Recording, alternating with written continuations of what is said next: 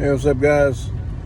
Big D, Dad Behind the Camera here, and it is Tuesday, June 13th, and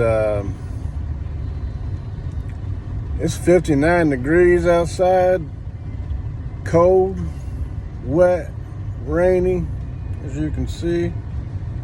It is raining. That shit is cold. We're literally a week away from summer. This weather's so screwed up here in Ohio. It's ridiculous. Anyway, I just got out of work. Worked 8 to 8 a.m. to 8 p.m. And I came out here to this mess. Like, what the fuck is going on out here, man? Anyway, just thought I'd make a quick little video real quick and tell you about the shitty weather we're having here in Ohio on June 13th. 59 degrees. Ohio is really home of the bipolar weather, because I tell you what, you can have all 4 fucking seasons in one goddamn day.